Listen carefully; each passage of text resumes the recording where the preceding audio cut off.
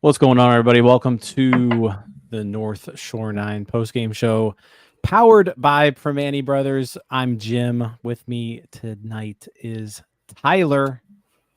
Tyler, Pirates lose 4-0 on a Monday night against St. Louis Cardinals.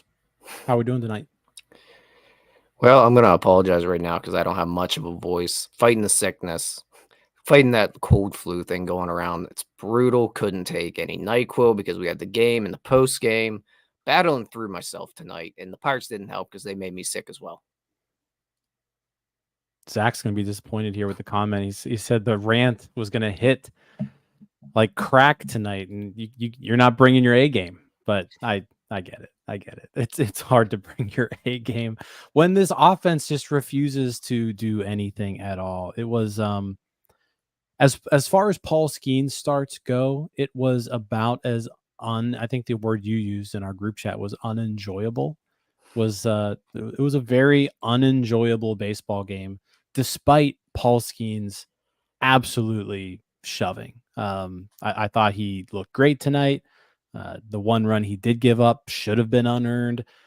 But yeah, it's disappointing when you can't muster up any sort of offense against Andre Palante, who's just been dominating the Pirates all season long. And tonight he strikes out a season high 9 strikeouts. I think it's career high for him. So like his best pitching performance of his life. I don't really know how many times we can give pitchers best pitching performance of their lives, but that's kind of what we're just used to it by this point. Yeah, and it was pretty apparent off the bat when you saw the lineup card come out, but we'll get into all that, and not much offense to talk about, but we're still going to talk about it. Yeah. Before we do, let's talk about BetOnline. It's the world's most trusted betting platform and your number one source for everything football. BetOnline is every stat, every matchup, and even live odds and spreads to bet on during the games. Think you know your stuff? Get in on our $200,000 mega contest and pick 5 games against the spread every week for your chance at weekly prizes and a share of $200,000. When the game is over, head on over to our online casino and get in on a game of blackjack or poker, or unwind with one of our over 150 slot games. Head to the website today, get on the action, bet online.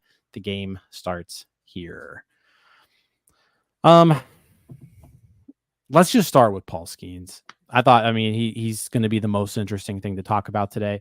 He goes 6 innings, 4 hits, 1 run. One of those, the one run is earned after St. Louis scorekeeper changed an error into a hit. He walks 1 batter. He strikes out 7, lowers his season ERA to 2.07. I thought he looked outstanding tonight. He had a no-hitter through 3, I believe it was. And eventually the no-hitter got broken up by that single error turned single, however you want to call it. But that was the only run he gave up, was a single, a disengagement violation, which is the first time I've ever seen one of those. Right. And then Nolan Arenado drove him in with a single. But yeah, talk to us what you saw about with Skenes today. I thought he looked outstanding. I'm with you. I thought he looked really good, especially early.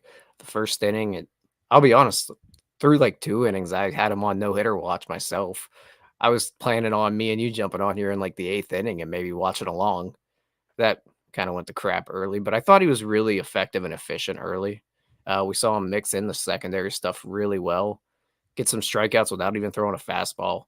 I thought he looked really good, and the cool thing about it, if we want to have one cool part of the night, is that although the results at the end of the day, win-loss wise, haven't been great against the Cardinals when Paul Skenes starts, he's kind of their daddy.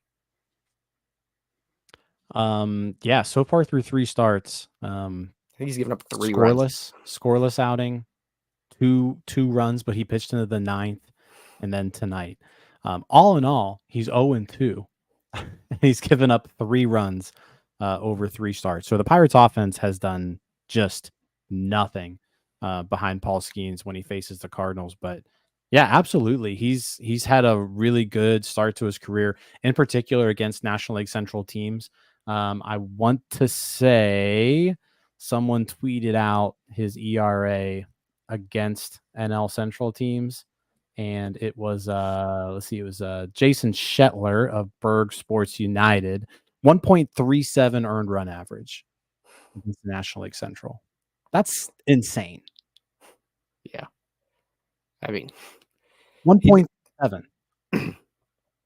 I don't know what his ERA is against the Cubs, but the Cubs and the Cardinals right now, he shoves against them, both of them, and it's just a shame this offense can't give him some sort of life or some sort of support, because every time out there, he's throwing pretty well against both those teams. Yep.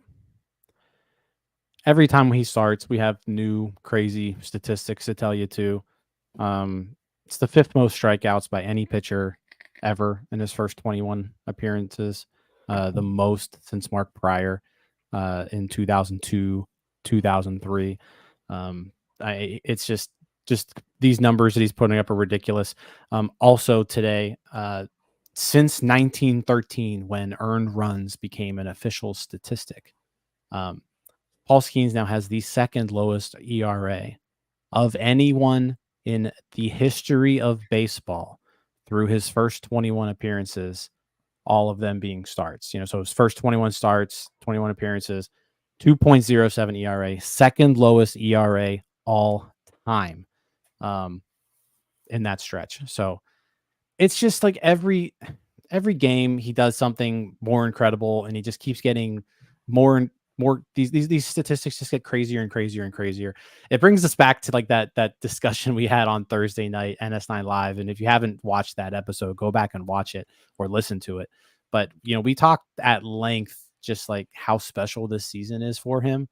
And I'm not taking anything away from Jackson Merrill, but like the fact that he's a favorite when you pull up gambling sites to win this award is just, I don't understand it. Like, he's having a good year. It's an OPS in the low 800s, but like Paul Skenes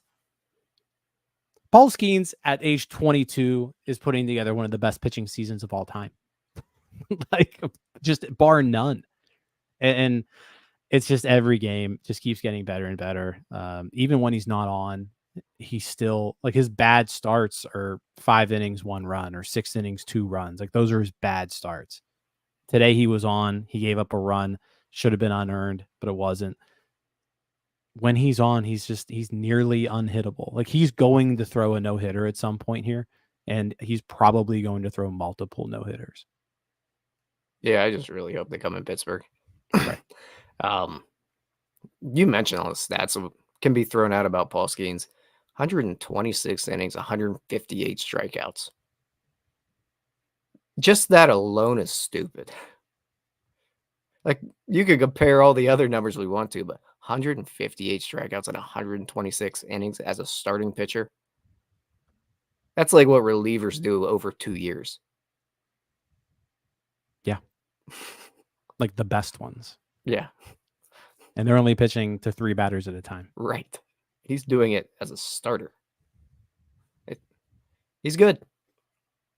Yeah. Outstanding. All of his pitches looked pretty good tonight too. The splinker, I feel like he used that a lot as his out pitch. He generated 9 swings and misses, which isn't as high as he sometimes gets to. The changeup, he threw 9 of those today as well, generated 3 swings and misses. That right on right changeup he threw to Paul Goldschmidt in the first inning was just like a masterpiece. As soon as he threw it, someone in the Discord was like, well, that's going to be on Pitching Ninja.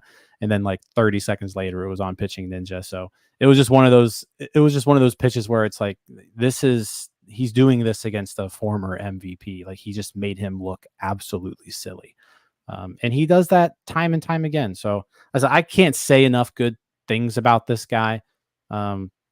He's a big reason why the Pirates are in a position to even match last season's win total. Otherwise, we'd be reeling here. But Yeah, he's got 2 more starts left this year, most likely. So all I can say is enjoy them, because like once those starts are made, it's 5 months of no Paul Skenes, 6 months of no Paul Skenes. And you gotta wait until next spring. It's okay. I'll allow him to have some rest. He's done enough. He can have a little bit of rest. Yeah. Yeah. So he, I said 6 innings, 1 run. That's all the Cardinals needed tonight. The Pirates, I feel like the Pirates never even made any noise here or got close. I think they did get to second base a couple of times. In the 7th inning, Brian De La Cruz reached on an infield single, advanced to second. Yaz walked. Yorke grounded into a fielder's choice, but then Triolo struck out. So that was like the one chance the Pirates had, I feel like, to get a run. But let's talk. I mean, Nick Yorke came up in a big spot there, first and second, 1 out. That could have been a really good kind of fairy tale story there. If you hadn't found out already or heard, Nick Yorke was called up prior to this game. He was the guy that we got from Boston in the Quinn Priester trade at the deadline. He's just been killing the ball in AAA, 22 years old, kind of plays all over the diamond, but naturally he's a second baseman. So he got called up today, starts at second base today. Didn't really look good, but I mean, none of the Pirates hitters looked good today, but he went 0 for 3 with a strikeout. He did steal a base, so his first career accolade of some sort is there. But down. Yeah, all in all, though, not a debut to write home about, but somebody who, like Billy Cook, I want to see him as much as possible down the stretch. Yeah, completely with you. It's hard to get anything out of a game like today, because everybody just looked atrocious. It's going to be wait and see. You like the barrel control they showed in the minor leagues. You like the hit tool, but until you hit in the majors, and we've seen a lot of them not be able to do it, it's going to be hard to get excited about anybody. Sorry, that's just where we're at right now. But, it's another guy to keep an eye on, and someone you want to find something out about going in the next spring. That is a good point. It's hard to get too excited about these young hitters because we haven't seen one come up and hit the ground running in forever. Like, I can't even really remember the last rookie hitter that got called up and started hitting really well right off the bat. It was probably Cabrian Hayes in 2020. Like, that was it. Since 2020, I can't recall anybody else. And we saw how that one went. Yeah, I guess you could maybe Sawinski, sort of. But yeah, aside from that, it's Brian Reynolds. Yeah, that's it. Everybody else comes up here and just flops immediately. Luckily, some people have tried to kind of figured it out like their second go around. But yeah, it's been a while since we've called somebody up and they've just been a hitter. Yeah, it'd be nice if one of these guys could do that, because God only knows they need some bats. They really do. Let's shift to the 7th inning. So Skenes comes out. Pirates strand those runners on in the top of the 7th. Ryan Borucki comes on in the bottom of the 7th, and he walks Brendan Donovan. Ground ball right back to him in the next at bat. He drops it, then throws it away. So he makes it even worse. Then he walks Jordan Walker. So you've got bases loaded, nobody out. Colin Holderman comes in. And actually does a pretty good job. Bases loaded, nobody out, giving up 1 run in that situation. He gave up a single, but then strikeout, ground out. Fielder's choice, which Connor Fleffa made a really nice play on. And then Burleson grounded out. But I want to talk about Ryan Borucki a little bit. He's somebody who, when he first came over, you were not a fan of him, right? But he performed really, really well last year out of the bullpen. Like, he was like that lefty reliever that they really needed to come through. And he was very effective, and someone that you were relying on for big outs this season. Injuries derailed that. He's missed most of the year. He's been back for, a couple weeks now, but man, he looks bad. Like, plain and simple, he's been really bad. Doesn't record an out today, 2 walks. Just, a lost season for him, and it's a shame because like you needed him to perform for you this year, and you just got nothing out of him. Yeah, kind of the tale of these middle relievers that come out of nowhere and perform admirably. Like at some point, they're kind of a dime a dozen, and they fall off. I think next year is like Barucki is going to have his shot next year. I think as long as he's still under team control. I can't actually think off the top of my head. He should. I'm pretty sure Barucki is a free agent. Is he? After this season? Yeah. I am fact checking myself right now. Yep, he is. You're right. Okay. He'll be just over 6 years of service. Well, maybe he gets a minor league invite or something next year, but it kind of sucks for the guy because he could have got a decent deal next year if he would have performed similar to how he did last year. But he's just been ineffective. Plain and simple. After the injury, you would hope to see at least some glimmer of him looking like his old self. Every time out, he doesn't look good. No, he's been like he's looked really bad since coming back, and it's sad to see because he was kind of like a folk hero last year, just with how good he was. But yeah, it's not, the magic is gone. Magic seems to be gone. So he comes out, Holderman comes in, and Holderman pitches really well, I thought. The single to Pajes, kind of just got through the right side, but then he really buckled down, gave up just the one run. He's someone to keep an eye on down the stretch here to just kind of make sure that, all right, is Holderman okay? Like it was this just a blip in, on the radar when it comes to his career, that those very, very poor few weeks that basically ruined the Pirates season, if we're being honest. But yeah, he looked great tonight. Yeah, he did have a good outing tonight. Kind of saved the game a little bit and kept them in it. Gave the Pirates a chance, and IKF did make a really nice play there. After a couple plays that I think he should have made at shortstop, but also, my God, can we stop losing our minds over that play? Like everything I heard sounded like it was the greatest play I've ever seen. It was a ground ball he threw home on, and he had to move a little bit. Calm down. Yeah, I thought it was a good play. It was, but like, my God. I thought it was a good play. But also, I don't know. I'm still a sour taste in my mouth from that play he botched earlier on in the fourth inning. And then, just if he were a little bit taller, then the Arenado single doesn't go through either. So I was a little upset about that, but it was a good play by Connor. It was a good play, but in the seventh. But reel it in a little bit. Not you, just it was a good play. It was. Wayne says, hell of a play. Not one for the books, though. It would have been better if it actually meant anything. That's true. If this offense could have done anything and you look back and you said, you know what, that play that stopped the Cardinals from having a big inning, like that played a huge part in this game. But this offense was just so anemic. They couldn't get anything going. Isaiah Kiner-Falefa was one of the only few that did. He led off the game with a single, had a double later on in the game as well, a 2-out double. But he had half of the Pirates hits today. Yeah, I mean, he did have a good day at the plate, and he continues to grind out at bats. It's just talent-wise, he's not the most talented guy in the world. But he strung together a couple good at bats, and I think he had a couple good at bats yesterday. So he's coming around at the plate a little bit after a kind of a prolonged slump he had. So I guess that's kind of good to see. It's just 2 through 9 were awful. Yeah. I mean, it was just against Palante. It was just so frustrating. It was because he was just spamming curveballs with these guys, and they didn't have an answer for it. Yeah, they were off balance every single time he threw a curveball, and they would just roll over on it. So is that something? Can we talk about that real quick? Yeah, let's do it. You mentioned the spamming of the curveballs, and the Pirates decided to go kind of heavy righty today. We saw Brian De La Cruz, Connor Joe in the lineup, and the reason the broadcast gave was because of the split. God, brain's not working.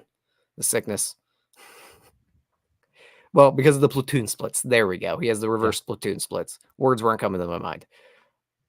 At some point, though, like, the guys on your side can't hit righties either. So, like, Brian De La Cruz can't hit righties. Connor Joe can't hit righties.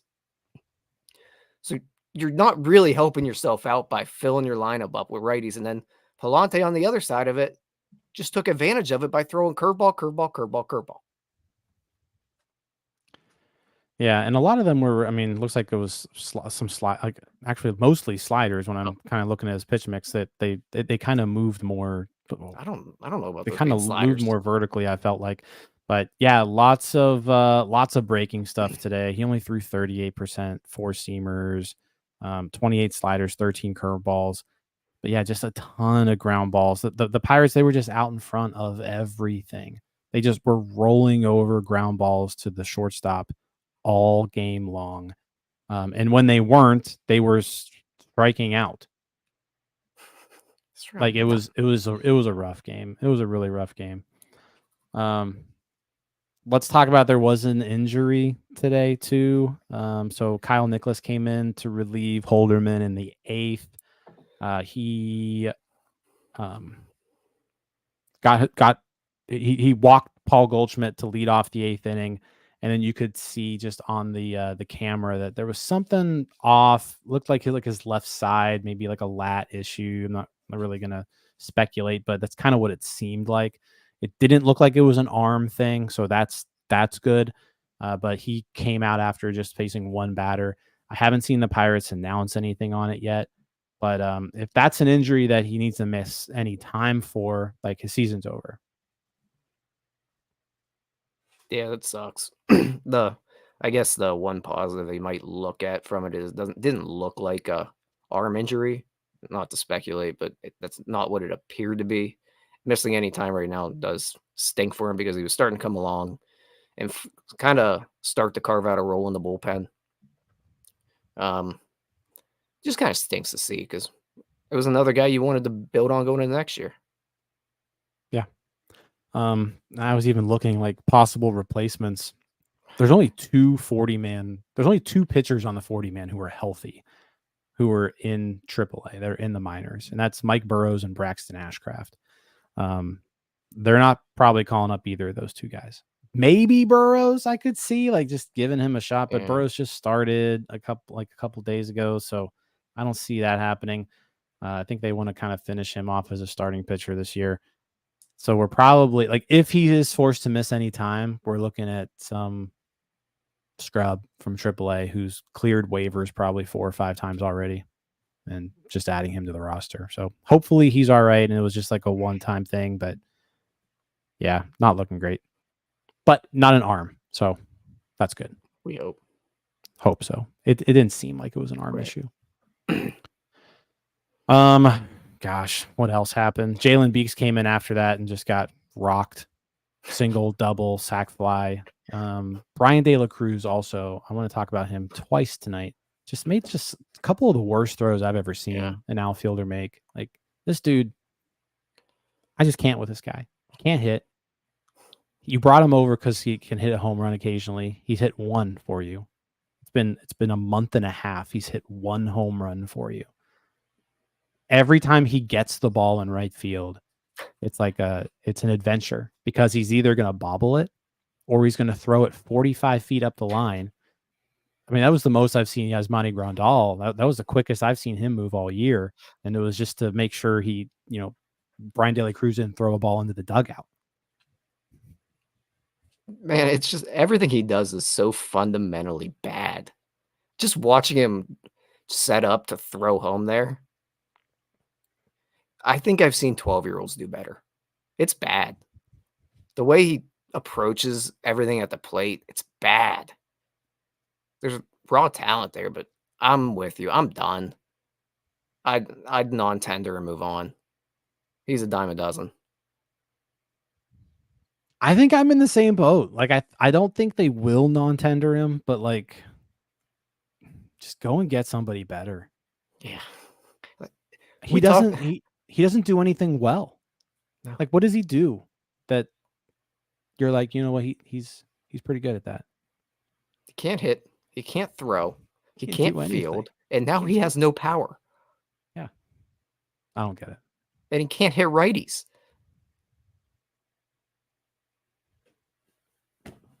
What's the point? I mean, how many times we have talked about the easy spots you can upgrade? We talk about manager all the time being an easy spot to upgrade. A right-handed platoon bat with some power that plays corner outfield, that's really cheap. There's a lot of those guys. Go upgrade that. Yeah. He's in the same boat as Connor Joe at this point. Yeah. I mean, Matt asks, was Olivares' production better? And like as of right now, Edward Olivares has better numbers than Brian De La Cruz as a Pirate. And Edward Olivares was DFA'd and cleared waivers. Like no one was like, you know what? I'll spend a 40-man roster spot on Edward Olivares. No one wanted him. The Royals gave the Pirates Edward Olivares so that they could sign Hunter Renfroe. He's been better than Brian De La Cruz. Yeah, I'm done with these types of corner outfielders. Go give me a real one. Yeah, I'm in the same boat as you. I agree. All right. You got anything else to talk about? No. I need some Pirates lose 4-0. We appreciate everybody who was watching along live. You guys are crazy. It's 10:49 p.m. on the East Coast. The Pirates offense just put a lot of people to sleep, I have a feeling. And you're all here. So we appreciate each and every one of you guys. Like the video if you haven't already, subscribe to the page, all that good stuff. If you're listening to the podcast or watching later on, definitely, leave a review, comment on the video. But yeah, you guys are awesome. Thanks for hanging with us through this season. This was game number 150. We got 12 left. 12 left, Tyler. It's bad, but I'm ready to move on to the next page. Yeah, Tyler's ready to turn the page to the offseason. I'm ready to turn the page. Yep. All right, guys. Well, we'll be back tomorrow. Game 2 against the Cardinals. Bailey Falter getting the start against Lance Lynn. So yeah, let's see if we can score some runs tomorrow. Yeah, please, because I got that post game too. All right, guys. We'll check. We'll see you later. See you guys. Peace out, Girl Scouts. Hey, you all. Thank you for watching. I know we try to provide the most entertaining content that we can, and we'd love to spread it to as many people as possible. So I know it doesn't seem like a lot, but if you could take the 5 seconds to like this video and subscribe to the page, it helps out so much more than you know. Thank you, and let's go Bucks.